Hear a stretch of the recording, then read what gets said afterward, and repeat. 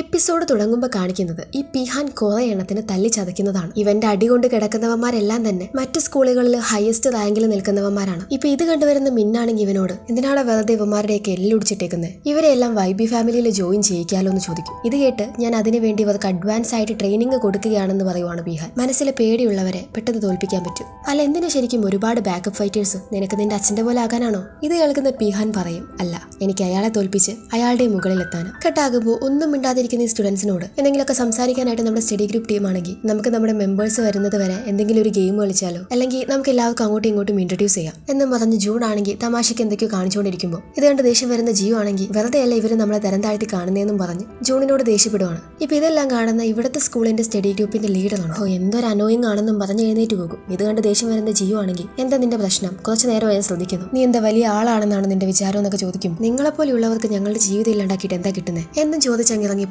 ഇപ്പൊ ഇത് കാണുന്ന സെയോൺ ആണെങ്കിൽ എനിക്ക് നിങ്ങളെ മനസ്സിലാക്കാൻ കഴിയും, ഞങ്ങൾ നിങ്ങളുടെ അത്ര ഫേമസ് ആയിട്ടുള്ള ഒരു സ്കൂളിൽ നിന്ന് വരുന്നതല്ല, എന്നാൽ ഞങ്ങൾക്കും പഠിക്കണമെന്നുള്ള ആഗ്രഹമുണ്ട് എന്ന് പറയുമ്പോൾ അവിടെ ഇരിക്കുന്ന വേറൊരു ബോയ് പറയും, നീ സത്യത്തിൽ ഞങ്ങളെ തെറ്റിദ്ധരിച്ചിരിക്കുക, ഞങ്ങള് ബുള്ളിങ് അനുഭവിക്കുന്ന ആളുകളാന്ന് പറയും. ഇങ്ങനൊരു സ്കൂളിന് ആര് ബുള്ളി ചെയ്യാനെന്നൊക്കെ ഇവർ അത്ഭുതത്തോടെ ചോദിക്കുമ്പോൾ ഇവരുടെ സ്കൂളിന് നേരെ ഓപ്പോസിറ്റുള്ള മറ്റൊരു സ്കൂൾ ചൂണ്ടിക്കാണിച്ചു കൊടുക്കും. ആ സ്കൂളിലുള്ളവന്മാരാണ് ഇവരെല്ലാം ബുള്ളി ചെയ്യുന്നത്. ഇപ്പൊ ഇവരുടെ ടീമിൽ ജുൻമിൻ എന്ന് പറയുന്ന ഒരുത്തൻ ഇതുവരെ വന്നിട്ടില്ല എന്ന് പറഞ്ഞല്ലോ, കാരണം അവനെ പൈസയ്ക്ക് വേണ്ടി ഇവന്മാർ പിടിച്ചു വെച്ചിരിക്കുവാണ്. അത് സ്കൂളിൽ എല്ലാവർക്കും അറിയാം, ഇവർ പേടിച്ചിട്ട് മിണ്ടാതിരിക്കുവാണ്. നിങ്ങൾക്കിത് റിപ്പോർട്ട് ചെയ്തൂടെ, നിങ്ങളുടെ എല്ലാ ഫാമിലി അത്യാവശ്യം റിച്ച് ആയിരിക്കുമല്ലോ എന്ന് സെയോൺ സംശയത്തിൽ ചോദിക്കുമ്പോൾ സത്യത്തെ ഒരു കുട്ടി കഴിഞ്ഞ മാസം റിപ്പോർട്ട് ചെയ്തതാണ്, എന്നാൽ ആ കൊച്ചിന്റെ അച്ഛൻ അവന്മാരെ തലക്കടിച്ച് വീഴ്ത്തി. ഇപ്പോഴും ആ കുട്ടിയുടെ അച്ഛന് ബോധം വന്നിട്ടില്ല, ഞങ്ങൾക്ക് ഇങ്ങനെ പേടിച്ചിരിക്കാന്നല്ലാതെ വേറൊരു വഴിയില്ല എന്ന് പറയും. എന്നാലും ഈ മാനിഖായ് എന്തിനാ ഞങ്ങളുടെ അപ്പുറത്ത് തന്നെ വന്നതെന്ന് ഈ ചെറുക്കം പറയുമ്പോഴാണ് ജിയും ജൂണും ഷോക്കായിട്ട് മാനിഖായോ എന്ന് ചോദിക്കുന്നത്. കാരണം മാനിൽഹായ്ക്ക് പകരം മാനിഖായ് എന്നാണല്ലോ ഇവള് ഗാമിന് മെസ്സേജ് അയച്ചിരിക്കുന്നത്. ഇവിടെ മാനിഖായിലേക്ക് വന്ന ഗാമിനാണെങ്കിൽ നോക്കുമ്പോൾ ചുമരിലൊക്കെ പെയിന്റ് കൊണ്ട് കുത്തി വരച്ചിട്ടേക്കുവാണ്. ഞാൻ ഇതൊക്കെ കണ്ട് പൊട്ടം വിചാരിക്കും ആർട്ട് സ്കൂളല്ലേ, അതിന്റെ കലാവിരുതാണെന്ന്. കയറി ചെല്ലുന്ന സ്റ്റെപ്പിൽ തന്നെ ചോരയൊക്കെ കിടപ്പുണ്ട്. എന്ന് ഇത് കണ്ട് മൂക്കിന്ന് ചോര വന്നിട്ടും പഠിക്കാനുള്ള ഈ കുട്ടികളുടെ ഒരു മനസ്സേ എന്നും പറഞ്ഞിരിക്കുവാണ് ഗാമി. ഇവനാണെങ്കിൽ നേരെ ഇപ്പോൾ അവിടെ കാണുന്ന രണ്ടെണ്ണത്തിന്റെ അടുത്ത് പോയി നിങ്ങൾക്ക് ഈ സ്റ്റഡി ഗ്രൂപ്പ് എവിടെയാണെന്ന് അതേന്ന് ചോദിക്കും. സ്റ്റഡി ഗ്രൂപ്പോ, ഇവൻ എന്താടീ പറയുന്നത്, ഇത് മാനിൽഹായുടെ യൂണിഫോം അല്ലല്ലോ, ഇനി ഇവൻ വേറെ വല്ല സ്കൂളിൽ നിന്ന് പഠിക്കാൻ വന്നതാണോ എന്നും പറഞ്ഞ് നിൽക്കുമ്പോൾ പിറകിലൂടെ വന്ന ഒരുത്തൻ ഗാമിന്റെ തലമണ്ടടിച്ച് പൊളിക്കാനായിട്ട് നോക്കും. എന്നാൽ വളരെ ബുദ്ധിപൂർവ്വം ഗാമിൻ അതിന് തടയും. എനിക്ക് ആദ്യമേ എന്തോ ഒരു സ്പെല്ലിംഗ് മിസ്റ്റേക്ക് തോന്നിയതാ, നിങ്ങളെ കണ്ടാലേ അറിയാം നിങ്ങളൊന്നും ടോപ്പ് സ്റ്റുഡൻസ് അല്ലെന്ന്. ഇതേ സമയം തൊട്ടപ്പുറത്ത് റൂമില് മാനിൽഹായ് സ്റ്റഡി ഗ്രൂപ്പിലെ മെമ്പർ ജുൻമിൻ അവന്റെ അമ്മയെ വിളിച്ച് തന്റെ അക്കൗണ്ട് റീആക്ടിവേറ്റ് ചെയ്ത് തരാൻ വേണ്ടി പറയുവാണ്. കാരണം പൈസ കൊടുത്തില്ലെങ്കിൽ ഇവന്മാരൊന്നും ഇവനെ ജീവനോടെ വിടില്ലെന്ന് ഇവനറിയാം. എന്നപ്പോഴാണ് തല്ലിപ്പൊളി ചെറുക്കന്മാരിൽ ഒരുത്തൻ ഇവന്റെ അടുത്തേക്ക് വന്ന് വീഴുന്നത്. ഇപ്പൊ ഗാമിൻ അങ്ങോട്ടേക്ക് വന്ന് ഇത് നിന്റെ ക്ലാസ് ആണോ, എനിക്ക് താഴെ കിടന്ന് കിട്ടിയതാണെന്ന് പറഞ്ഞു കൊടുക്കും. അപ്പൊ ഇത് കാണുന്ന ജുൻമിനാണെങ്കിൽ ഗാമിന് വല്ലാണ്ട് നോക്കുന്നുണ്ട്, എന്താ ഇവനോട് പറയാനായിട്ടും തുടങ്ങുന്നുണ്ട്. അപ്പോഴേക്കും ഗാമിൻ ഒരു കോള് വരും. അത് നമ്മുടെ സ്റ്റഡി ഗ്രൂപ്പ് ടീമായിരുന്നു. ഗാമിൻ, നീ ഇപ്പൊ മാനിഖായിലാണോ ഉള്ളേ? എടാ നീ പോയേക്കുന്നത് മാനിൽഹൈ അല്ലടാ, മാനിഖായ. അത് ഈ മാനിൽഹൈയുടെ അടുത്തുള്ള വേറൊരു സ്കൂളാ. എടാ നീ അവിടെ ജുൻമിൻ എന്ന് പേരുള്ള ആരെങ്കിലും കണ്ടോ? ഗാമിൻ ഇവനോട് നിന്റെ പേര് ജുൻമിൻ എന്നാണോ എന്ന് ചോദിക്കുമ്പോൾ അവൻ അതേന്ന് പറയും. ഇപ്പൊ ഈ ജുൻമിൻ പറയുവാണ്, സംസാരിച്ച് നിൽക്കാനൊന്നും സമയമില്ല, നമുക്ക് വേഗം ഇവിടെ നിന്ന് രക്ഷപ്പെടണം, അല്ലെങ്കിൽ നമ്മൾ മറ്റവന്റെ കയ്യിൽ പോയി കുടുങ്ങും എന്ന് പറഞ്ഞു തീരില്ല. അപ്പോഴേക്കും ഈ മാനിഖായുടെ ബോസ് അങ്ങോട്ടേക്ക് എത്തിയിട്ടുണ്ടായിരിക്കും. അവൻ ഗാമിനെ പൊക്കി താഴെ ഇടുവാണ്. ഈ ശബ്ദം എല്ലാം ഫോണിലൂടെ ഇവരും കേൾക്കുന്നുണ്ട്. എന്തോ കുഴപ്പമുണ്ടല്ലോ എന്ന് ഹേവോൺ പറയുമ്പോൾ നിങ്ങളുടെ ഗാമിൻ കുഴപ്പത്തില്ല, അവിടെ ഒംസോക്ക് എന്ന് പറയുന്ന ഒരുത്തനുണ്ടെന്ന് ആ സ്കൂളിലെ ചെറുക്കൻ പറയുമ്പോൾ അതല്ല അവൾ ഉദ്ദേശിച്ച്, ആ നാദ് അപകടത്തിലാണെന്ന് ഉദ്ദേശിച്ച്. ഇതേ സമയം ഇവിടെ ആ ബോസിന്റെ കാര്യത്തിൽ ഗാമിൻ തീർപ്പാക്കിയിട്ടുണ്ടായിരിക്കും. അങ്ങനെ ജുൻമിനെയും കൊണ്ട് ഗാമിൻ മാനിൽഹായിലോട്ട് വരും. അവിടുത്തെ സാർ ഇവർക്ക് ക്ലാസ് എടുത്തു കൊടുക്കും. സ്റ്റഡി ഗ്രൂപ്പ് തുടങ്ങിയിട്ടുള്ള ഇവരുടെ എക്സ്പീരിയൻസ് എല്ലാം നമ്മുടെ സ്റ്റഡി ഗ്രൂപ്പിന് ഇവർ പറഞ്ഞു കൊടുക്കും. അങ്ങനെ പോകാൻ നേരത്തെ ഇവർ അങ്ങോട്ടേക്ക് ഇങ്ങോട്ടേക്ക് സോറിയൊക്കെ പറയുന്നുണ്ട്, ആദ്യം തെറ്റിദ്ധരിച്ച് എന്തൊക്കെയോ പറഞ്ഞതിന്. ഇപ്പോൾ ഈ ജുൻമിൻ ഗാമിനോട് ചോദിക്കും, നിനക്ക് എന്നെ ഓർമ്മയില്ലേ എന്ന് ചോദിച്ച് അവന്റെ ഗ്ലാസ് എടുത്ത് മുഖത്തേക്ക് വെച്ച് കാണിച്ചു കൊടുക്കുമ്പോഴാണ് ഈ മുന്നിൽ നിൽക്കുന്ന ജുൻമിനെ ഗാമിന് മനസ്സിലാകുന്നത്. പണ്ട് തന്നെയും സ്റ്റഡി ഗ്രൂപ്പിൽ ചേർക്കുമെന്ന് ചോദിച്ച് ഗാമിൻ തന്റെ അമ്മയുടെ ഫ്രണ്ടിന്റെ മകന്റെ അടുത്ത് പോയി ചോദിച്ചത് ഓർമ്മയില്ലേ? അന്ന് ഗാമിൻ പഠിക്കാത്തൊരു കുട്ടി ആയതുകൊണ്ട് തന്നെ ഇവരെ സ്റ്റഡി ഗ്രൂപ്പിൽ ചേർത്തിയില്ല. അവനാണ് ജുൻമിൻ, ഇവന്റെ അമ്മയുടെ ഫ്രണ്ടിന്റെ മകൻ. ജുൻമിൻ, ഇത് നീയല്ലേ, നീ എപ്പോഴും ക്ലാസ്സിലെ ടോപ്പായിരുന്നല്ലോ, നിന്നെ ഞാൻ എങ്ങനെ മറക്കാനാ എന്ന് പറയുന്ന ഗാമിനോട് ജുൻമിൻ ഇപ്പൊ ക്ഷമ ചോദിക്കുവാണ്. അന്ന് എനിക്ക് പഠിത്തത്തിലെ ടോപ്പായിരുന്നു എന്നൊരു അഹങ്കാരമായിരുന്നു, അന്ന് ഞാൻ നിന്നെ റിജക്ട് ചെയ്തു, ഒരുപാട് പരിഹസിച്ചു. എന്നാൽ കുറെ കഴിഞ്ഞ് ഞാൻ മനസ്സിലാക്കിയത് എന്നെക്കാളും ഒരുപാട് മികച്ച കുട്ടികളുണ്ടെന്ന്. നീ എന്നെ രക്ഷിച്ചതുകൊണ്ടല്ല പറയുന്നത്, എനിക്ക് പിന്നീട് ഞാൻ നിന്നോട് ചെയ്ത കാര്യങ്ങളിലൊക്കെ ഒരുപാട് കുറ്റബോധം തോന്നി എന്ന് ജുൻമിൻ പറയുമ്പോൾ എനിക്ക് അന്ന് ഒരുപാട് സങ്കടമായെന്നുള്ളത് ശരിയാണ്, എന്നാൽ ഞാൻ നിന്നെ ഒരിക്കലും കുറ്റപ്പെടുത്തിയിട്ടില്ല, എങ്ങനെയെങ്കിലും നിന്റെ മുകളിൽ എത്തുക എന്നത് മാത്രമായിരുന്നു എന്റെ ലക്ഷ്യം. പക്ഷെ ഇപ്പോൾ പഠിക്കാൻ എനിക്കും ഫ്രണ്ട്സ് ഉണ്ട്. എന്നാലും നീ എങ്ങനെ എന്നെ പെട്ടെന്ന് തിരിച്ചറിഞ്ഞു എന്ന് ചോദിക്കുമ്പോൾ എനിക്ക് നിന്നെ അങ്ങനെ മറക്കാൻ കഴിയോ? നീ എപ്പോഴും പഠിക്കുമ്പോൾ ഒന്നാമതെത്തണം എന്ന് പറഞ്ഞു നടക്കുന്ന ആളായിരുന്നു. പക്ഷേ നീ ശരിക്കും പിറകിലായിരുന്നു ഉണ്ടായിരുന്നത്. നീ വർക്ക് ചെയ്തുകൊണ്ടേ ഇരിക്കണം, ഒരിക്കലും ഗിവ് അപ്പ് ചെയ്യരുത്. ചിലപ്പോൾ ഭാവിയിൽ നിന്റെ സ്കൂളിലെ ടോപ്പ് 1 നീ ആയിരിക്കും.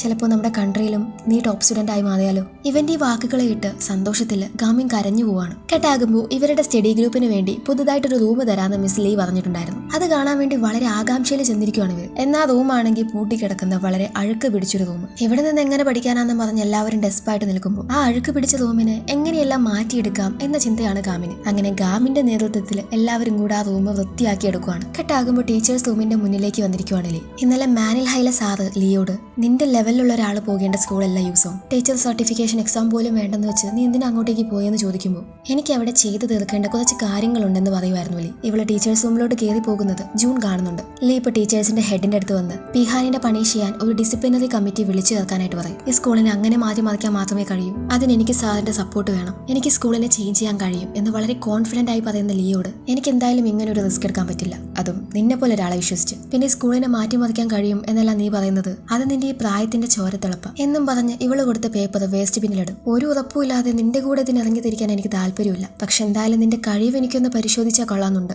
കെട്ടാകുമ്പോൾ ഇവിടെ സ്റ്റഡി റൂം ക്ലീൻ ആക്കിക്കൊണ്ടിരിക്കുന്ന ഇവരുടെ അടുത്തേക്ക് ഹോമിൻ എന്ന് പറയുന്ന ഒരുത്തൻ സിഗരറ്റും വലിച്ചുകൊണ്ട് വരുന്നുണ്ട്. ഗ്രേഡിലെ നമ്പർ 1 പൊസിഷനിലുള്ളത് ഇവനാണെങ്കിൽ ഇവർ ഈ സ്റ്റഡി ഗ്രൂപ്പിന് വേണ്ടി അറേഞ്ച് ചെയ്യുന്ന കാര്യങ്ങളൊക്കെ കണ്ട് ഇവരെ വല്ലാണ്ട് പുച്ഛിച്ച് തള്ളി സംസാരിക്കും. നിങ്ങളെ പോലെയുള്ള ലോസേഴ്സിനൊന്നും പഠിച്ച് മുന്നേറാൻ കഴിയില്ല. എടാ സെയോൺ, നിനക്കെങ്കിൽ ഇവരെ പറഞ്ഞ് മനസ്സിലാക്കിക്കൂടെ? എന്താ നീ ഇവർക്ക് ട്യൂഷൻ എടുത്ത് പൈസ ഉണ്ടാക്കുവാണോ? നിങ്ങൾക്ക് ഈ സെയോൺ ഒരു ദാരിദ്ര്യം പിടിച്ച കുടുംബത്തിൽ നിന്ന് വരുന്നതെന്നെങ്കിലും അറിയോ? എന്തായാലും നന്നായിട്ട് പഠിക്കാൻ നോക്ക്, ഫ്രണ്ട്ലി കോമ്പറ്റീഷൻ എനിക്കും ഇഷ്ടം എന്നും പറഞ്ഞ് ഈ ഹോമിൻ ഇവരെയും കളിയാക്കിക്കൊണ്ട് അവിടെ നിന്ന് പോകും. ഇവന്റെ ഈ ഇൻസൾട്ടിംഗ് എല്ലാം കേട്ട ഗാമിൻ ഒരു കാര്യം തീരുമാനിക്കുവാണ്, ഇവന് ഈ വരുന്ന മിഡ് ടേം എക്സാമിൽ തനിക്ക് തോൽപ്പിക്കണമെന്ന്. അങ്ങനെ ഇപ്പൊ ലീ മിസ് ഓരോരുത്തരുടെയും ഗ്രേഡ് ഇവർക്ക് പറഞ്ഞു കൊടുക്കുവാണ്. 220 സ്റ്റുഡൻസ് ഉണ്ടെങ്കിൽ ജിയു നിൽക്കുന്നത് 180ാമത്തെ പൊസിഷനിലാണ്, 132ാമത്തെ പൊസിഷനിലാണ് ജൂൺ ഉള്ളത്. ഈ അലവലാതിയേക്കാളും താഴെയാണ് ഞാനെന്നും പറഞ്ഞു നിൽക്കുവാണ് ജിയു. ഹേവോൺ ഉള്ളത് 162ാമത്തെ സ്ഥാനത്താണ്. 220 സ്റ്റുഡൻസ് ഉണ്ടെങ്കിൽ അതിൽ 219ാമത്തെ സ്ഥാനമാണ് നമ്മുടെ ഗാമിന്. അതായത് ഒന്നും കൂടെ ആഞ്ഞ് പരിശ്രമിച്ച് അവന് വേണമെങ്കിൽ 220ാമത്തെ പൊസിഷനിൽ നിൽക്കാം. ഇപ്പൊ ഇവരുടെ കൂട്ടത്തിൽ ഏറ്റവും കൂടുതൽ മാർക്കുള്ളത് സെയോൺ ആണ്. ഈ എൻ്റയർ സ്കൂളിൽ 2nd പൊസിഷനിലാണ് അവൻ നിൽക്കുന്നത്. എന്നാൽ ഇന്ന് തൊട്ട് പരിശ്രമിക്കുവാണെങ്കിൽ നമ്മുടെ ഗ്രേഡിൽ മാറ്റം വരില്ലേ എന്ന് ഗാമിൻ മിസ്സിനോട് ചോദിക്കുമ്പോൾ ഗാമിൻ ഈ ഗ്രേഡ്സിന്റെ കാര്യത്തിൽ മിറാക്കിൾ എന്ന് പറയുന്നൊന്നില്ല. നിങ്ങളൊരു നോർമൽ ഹൈസ്കൂളിലാണ് പഠിച്ചിരുന്നെങ്കിൽ, എന്നാൽ ഇത് യൂസോങ് ടെക്നിക്കൽ ഹൈസ്കൂളാണ്. മിഡ് ടേംസിന് നമ്മുടെ മുന്നിൽ 20 ദിവസം കൂടിയുണ്ട്. ഞാൻ പറയുന്നത് പോലെ പരിശ്രമിച്ചാൽ നിങ്ങൾക്കിത് നേടിയെടുക്കാൻ കഴിയും. അങ്ങനെ ഇപ്പോൾ ക്ലാസ്സും കഴിഞ്ഞ് പോകുന്ന വഴി ജൂൺ ആ കാര്യം ഇവരോട് പറയുവാണ്. ഇന്ന് ടീച്ചേഴ്സ് റൂമിൽ നിന്ന് ജൂൺ കേട്ട കാര്യം, ലീയുടെ എബിലിറ്റി ടെസ്റ്റ് ചെയ്യണമെന്ന് ആ സാറ് പറയുന്നത് നമ്മൾ കേട്ടില്ലേ? അതെന്തായിരുന്നു എന്ന് വെച്ചാൽ ഇവരുടെ സ്റ്റഡി ഗ്രൂപ്പിലുള്ള ആളുകളുടെ പഠനത്തിലുള്ള റാങ്കിങ് ഒരു 10 മടങ്ങായിട്ട് കൂട്ടണം. ഒന്നും നോക്കാതെ ലീ അതിന് സമ്മതിക്കുകയും ചെയ്തു. ഇത് കേട്ട് ഇവരെല്ലാവരും ആകെ ഷോക്കായിട്ട് നിൽക്കുവാണ്. 10 മടങ്ങ് തങ്ങളുടെ മാർക്ക് കൂട്ടാന്ന് പറഞ്ഞാൽ ഇവർ നന്നായിട്ട് പരിശ്രമിക്കണം. ഓൾറെഡി താഴെ കിടക്കുന്ന ഗാമിന് കുറച്ച് പരിശ്രമിച്ചാൽ മതി. സെയോണൊക്കെ ആണെങ്കിൽ അവൻ 2nd പൊസിഷനിലായതുകൊണ്ട് തന്നെ ഒരുപാട് പരിശ്രമിച്ച് 1st പൊസിഷനിൽ എത്തണം. ഈ സമയം സെയോൺ ഒരു കോള് വരുന്നതും അവൻ പെട്ടെന്ന് എല്ലാവരോടും യാത്ര പറഞ്ഞ് അവിടെ നിന്ന് പോവാണ്. അവന്റെ അച്ഛൻ സൈറ്റിലോട്ട് ഇവനെ വർക്കിന് വേണ്ടി വിളിക്കുന്നതാണ്. ഇവൻ ലേറ്റ് ആയതിന് അച്ഛന്റെ കയ്യിൽ നിന്ന് ഒരുപാട് ചീത്തയും കേൾക്കുന്നുണ്ട്. ചെറുപ്പം തൊട്ട ക്ലാസ്സിലൊക്കെ ഫുൾ മാർക്ക് വാങ്ങുന്ന ഒരു സ്റ്റുഡന്റ് ആയിരുന്നു സെയോൺ. അതിന്റെ ഇടയ്ക്ക് വെച്ചാണ് ഇവന്റെ അമ്മ പൈസയൊക്കെ കടം വാങ്ങി എന്തിലേക്കോ നിക്ഷേപിച്ച് അവസാനം അത് തട്ടിപ്പായിരുന്നു എന്ന് മനസ്സിലാക്കുന്നത്. ഇപ്പൊ ഇവർക്ക് ഒരുപാട് കടമുണ്ട്. ഇവന്റെ സ്കൂളിലുള്ളവരും ഇവൻ ദാരിദ്ര്യം പിടിച്ച വീട്ടിൽ നിന്നാണ് വരുന്നതെന്നും പറഞ്ഞ് ഇവനെ ബുള്ളി ചെയ്യാൻ തുടങ്ങി. ഇപ്പോഴാണ് അങ്ങോട്ടേക്ക് ഹേവൺ വരുന്നത്. ഇവരുടെ രണ്ടുപേരുടെയും വീട് സെയിം ഡയറക്ഷനിലാണ്. ഇപ്പൊ പിന്നെ ഇവനെ വഴിയിൽ വെച്ച് കണ്ട സ്ഥിതിക്ക് എന്നാൽ പിന്നെ നമുക്ക് ഒരുമിച്ച് നടക്കാമെന്നും പറഞ്ഞ് ഇവരങ്ങനെ ഓരോ കാര്യങ്ങൾ പറഞ്ഞ് വീട്ടിലോട്ട് പോവാണ്. അന്ന് പോലീസ് സ്റ്റേഷനിൽ ഇവളെ കൂട്ടി പോയപ്പോൾ ഇവനാണ് കാര്യങ്ങളെല്ലാം പോലീസുകാരെ പറഞ്ഞ് മനസ്സിലാക്കിയത്. അന്ന് തന്നെ ഹെൽപ്പ് ചെയ്തതിന് ഇവനോട് നന്ദി പറയും. നീ ഭയങ്കര ഇംപ്രസീവ് ആണ്, നീ നല്ല രീതിയിൽ അത് കൈകാര്യം ചെയ്തു എന്ന് പറയുമ്പോൾ ഒന്നുമല്ല ഗാമിൻ, അവൻ എന്ത് അടിപൊളിയാ, അവനാ ബുള്ളി ചെയ്യാൻ വന്ന ബോയ്സിനെയൊക്കെ അടിച്ച് ശരിയാക്കി മാനിൽ ഹൈയെ രക്ഷിച്ചു. എനിക്ക് അവനെ ഒരു സൂപ്പർ ഹീറോ പോലെ തോന്നുന്നത്. ഗാമിൻ ഒരു മെയിൻ ക്യാരക്ടർ ആണെങ്കിൽ ഞാൻ മിക്കവാറും അതിലൊരു സൈഡ് ക്യാരക്ടർ ആയിരിക്കും. ഇത് കേൾക്കുന്ന ഹെവോൺ ആണെങ്കിൽ നീ നിന്നെ ഒരുപാട് കുറച്ചാ കാണുന്നത്. സത്യത്തിൽ നിന്റെ കയ്യിലും ഒരുപാട് കഴിവുകളൊക്കെ ഉണ്ട്.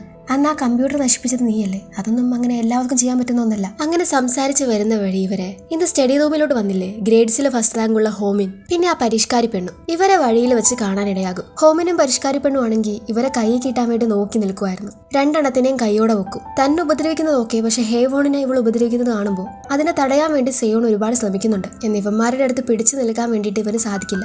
ഗാമിന്റെ കൂടെ കൂടി നീ എന്ത് വലിയ ആളാണെന്നാണ് നിന്റെ വിചാരം? ഇവരെ ഒന്ന് നല്ല രീതിയിൽ ഒതുക്കി വിട്ടേക്ക്, എന്നാൽ ഞങ്ങൾ പോയിട്ട് വരാമെന്ന് പറഞ്ഞ് ഹേവോണിനെയും കൊണ്ട് ഇവൻ പോകാൻ തുടങ്ങുമ്പോൾ കറക്റ്റ് സമയത്ത് ഗാമിൻ വന്ന് ഇവനെ കൈകാര്യം ചെയ്യും. ഇതാ പരിഷ്കാരി പെണ്ണും ടീംസും വീഡിയോ എടുക്കാനായിട്ട് തുടങ്ങുമ്പോൾ അവരുടെ ഫോൺസ് തട്ടിമാറ്റി എനിക്ക് ആരും ഷൂട്ട് ചെയ്യുന്നത് ഇഷ്ടമല്ല എന്നും പറഞ്ഞ് വീഡിയോ ഡിലീറ്റ് ചെയ്ത് അവരുടെ അടുത്ത് തന്നെ കൊടുക്കും. ശേഷം സെയോണിന് കുഴപ്പമൊന്നുമില്ലല്ലോ എന്നറിയാൻ വേണ്ടി അവന്റെ അടുത്തേക്ക് ചെന്ന് നോക്കുമ്പോൾ അവനാണെങ്കിൽ ഇപ്പോൾ വേഗം എഴുന്നേറ്റ് ഇതെന്റെ തെറ്റാണ്, എന്നോട് ക്ഷമിക്കെന്നും പറഞ്ഞ് പെട്ടെന്ന് അവിടെ നിന്ന് അങ്ങ് പോകും. എന്നാൽ അവൻ ഒറ്റയ്ക്ക് വിടാതെ പിറകെ ഗാമിൻ പോയി. അവൻ നമ്മളെ ലോസേഴ്സ് എന്ന് വിളിച്ചാലും നമ്മൾ വിന്നേഴ്സ് ആണെന്ന് പറയുമ്പോൾ വിന്നർ നീ മാത്രമാണെന്നും പറഞ്ഞു പോവാണ് സെയോൺ. വീട്ടിലോട്ട് വരുമ്പോൾ അവന്റെ അച്ഛന്റെ വക സൈറ്റിലേക്ക് വർക്കിന് വേണ്ടി വന്നില്ല, പഠിപ്പുമായിട്ട് നടക്കുവാണോ, നിന്റെ അമ്മ ഉണ്ടാക്കി വെച്ചേക്കുന്ന കടമൊക്കെ പിന്നെ ആരെ വീട്ടാൻ പോകുന്നതെന്ന് ചോദിച്ചു. നീ നിന്റെ തള്ളയെ പോലെ തന്നെയാണ് ഇയാൾ ഇങ്ങനെ പറയുമ്പോൾ. എന്റെ അമ്മ ആകുന്നതിന് മുമ്പ് അവർ നിങ്ങളുടെ ഭാര്യയല്ലായിരുന്നു, അതിനുശേഷം അവർ എന്റെ അമ്മയായതെന്നും പറഞ്ഞ് അവിടെ നിന്ന് ഇറങ്ങിപ്പോ. ഇവൻ ഇറങ്ങി പോകാൻ തുടങ്ങുന്ന സമയത്തായിരിക്കും ഗാമിൻ അവനെ അന്വേഷിച്ചുകൊണ്ട് അങ്ങോട്ടേക്ക് വരുന്നത്. ഗാമിൻ സെയോണിനെ തന്റെ വീട്ടിലോട്ട് വിളിക്കും. സത്യത്തിൽ നമുക്ക് രണ്ടുപേർക്കും കോമൺ ആയിട്ടൊരു കാര്യമുണ്ട്, അതുകൊണ്ട് എന്റെ കൂടെ വാ. ഇപ്പൊ നമ്മളൊരു ടാക്സി വിളിച്ച് കറക്റ്റ് സമയത്ത് അവിടെ എത്തിയാ എന്റെ അമ്മ ഒന്നും പറയില്ല. അപ്പൊ ആ ടാക്സി പൈസ ആര് കൊടുക്കുമെന്ന് സെയോൺ ചോദിക്കുമ്പോൾ അത് താൻ കൊടുത്തോളാന്ന് പറയണം. എനിക്ക് നീ കൊടുക്കുന്ന ടാക്സി പൈസയൊക്കെ വലുതാ. നീ എന്നെ ഹെൽപ്പ് ചെയ്യാൻ ശ്രമിക്കുന്നതിൽ എനിക്ക് സന്തോഷമുണ്ട്. പക്ഷെ ഞാൻ ഒരിക്കൽ പോലും എവിടെയും ജയിച്ചിട്ടില്ല, എപ്പോഴും തോക്കാൻ മാത്രം. വീട്ടിലും സ്കൂളിലും നേരം വൈകി നീ വീട്ടിലോട്ട് പൊക്കോളാൻ പറഞ്ഞ് എങ്ങോട്ടേക്ക് പോകും. ഗാമിനാണെങ്കിൽ വീട്ടിലെത്താൻ അമ്മ കൊടുത്തിട്ടുള്ള സമയം കഴിയാറായി. അവനൊരു ടാക്സി വിളിച്ച് വീട്ടിലോട്ട് പോവാണ്. എന്നിവിടെ സെയോൺ ആണെങ്കിൽ ചെന്ന് ചാടുന്നത് ഹോമിന്റെ കയ്യിലാണ്. നേരത്തെ ഗാമിന്റെ കയ്യിൽ നിന്ന് വാങ്ങിക്കൂട്ടിയതിന്റെ ദേഷ്യമുണ്ട് അവന്. ഇവ സെയോണിനെ അടിക്കാനായിട്ട് വരുന്നതും ഇന്ന് മൊത്തം ഞാൻ അടി വാങ്ങി കൂട്ടുകയായിരുന്നെന്നും പറഞ്ഞ് സെയോൺ ഷൗട്ട് ചെയ്യുവാണ്. ശരിയത് ഇതൂടെ വാങ്ങിക്കോളാൻ പറഞ്ഞ് ഹോമിനടുത്തേക്ക് ചെല്ലുമ്പോൾ പെട്ടെന്നാണ് ഇവന്റെ ഫോണിലോട്ട് ഒരു കോള് വരുന്നത്. നിന്റെ അച്ഛനായിരിക്കും എടുക്ക്, ഞാൻ കുറച്ച് ലേറ്റ് ആയേ വരൂ, എനിക്ക് കുറച്ച് അടി വാങ്ങി കൂട്ടാനുണ്ടെന്ന് പറ. ഇവിടെ സെയോൺ ആണെങ്കിൽ തലങ്ങും വിലങ്ങും എന്തിനെയോ നോക്കുന്നത് കാണാം. ഇപ്പൊ ഇവിടെ അടിക്കാൻ വരുന്ന ഹോമിന്റെ കയ്യിൽ നിന്ന് വളരെ സമർത്ഥ്യമായിട്ട് സെയോൺ ഒഴിഞ്ഞു മാറിക്കൊണ്ടിരിക്കുകയാണ്. ഹോമിനാണെങ്കിലും എന്തിവിടെ സംഭവിക്കുന്നതെന്ന് മനസ്സിലാവുന്നില്ല. സംഭവം എന്തെന്ന് നോക്കിയാൽ അപ്പുറത്തൊരു റൂഫ് ടോപ്പിൽ നിന്ന് ഇവന് വേണ്ട ഗൈഡ് ലൈൻസ് കൊടുത്തോണ്ടിരിക്കുകയാണ് ഗാമിൻ. ഇടത്തോട്ട് മാറ്, വലത്തോട്ട് നീങ്ങുന്നൊക്കെ പറഞ്ഞ് അതനുസരിച്ചാണ് സെയോൺ മൂവ് ചെയ്തോണ്ടിരിക്കുന്നത്. അങ്ങനെ ഹോമിനിട്ട് 2-3 ഇവൻ കൊടുക്കും. എന്നാൽ പക്ഷെ പെട്ടെന്ന് ഫോണിന്റെ ചാർജ് തീർന്ന് അതങ്ങ് ഓഫായി പോകും. ഗാമിനെ കേൾക്കാൻ പറ്റാണ്ട് പോകുമ്പോൾ ഇവനാണെങ്കിൽ ഹോമിന്റെ അടിയിൽ നിന്ന് എങ്ങനെ ഒഴിഞ്ഞു മാറാന്നറിയില്ല. ഹോമിൻ കിട്ടിയതൊക്കെ അതിന് അവനെ ഇട്ട് ചവിട്ടി കൂട്ടുകയും ചെയ്യും. രണ്ടും കൽപ്പിച്ച് ഗാമിൻ സെയോണിന്റെ അടുത്തേക്ക് ഓടും. ഇപ്പൊ ഒരു ഫ്ലാഷ് ബാക്ക് പോലെ ഇങ്ങനെ കാണിക്കുന്നുണ്ട്. നമ്മളിങ്ങനെ എല്ലാം തോറ്റെന്നിരിക്കുന്ന ഒരു അവസ്ഥയിൽ എന്തെങ്കിലും ഒരു കച്ചിത്തുരുമ്പ് നമുക്ക് കിട്ടും, അതിൽ പിടിച്ച് നമുക്ക് വിജയിക്കാൻ പറ്റും എന്നുള്ളത്. ഇവിടെയാണെങ്കിലും അടി ഇങ്ങനെ വാങ്ങിക്കൂട്ടിക്കൊണ്ടിരിക്കുന്ന സെയോൺ ആണെങ്കിൽ പെട്ടെന്നുള്ള ധൈര്യം മൊത്തം പുറത്തേക്ക് എടുത്ത് ഒരൊറ്റ പഞ്ച് അവിടെ കിടക്കും ഹോമി. സെയോണിനെ രക്ഷിക്കാനായിട്ട് ഓടി വന്ന ഗാമിനും ഈ ഒരു കാഴ്ച കാണുന്നുണ്ട്. ഗാമിനെ കാണുന്നതും സെയോൺ ആണെങ്കിൽ താനത് ചെയ്തു എന്നൊരു സന്തോഷത്തിൽ നിൽക്കുവാണ്. ഈ ഒരു സീനോടെ ഇന്നത്തെ എപ്പിസോഡ് തീരുന്നു. ഇവർക്ക് മിഡ് ടൈം എക്സാമിൽ മാർക്ക് നേടാൻ കഴിയും. അതിനിടയിൽ എന്തൊക്കെ തടസ്സങ്ങളായിരിക്കും ഇവർക്ക് നേരിടേണ്ടി വരിക? വരുന്ന എപ്പിസോഡുകളായിട്ട് നോക്കാം.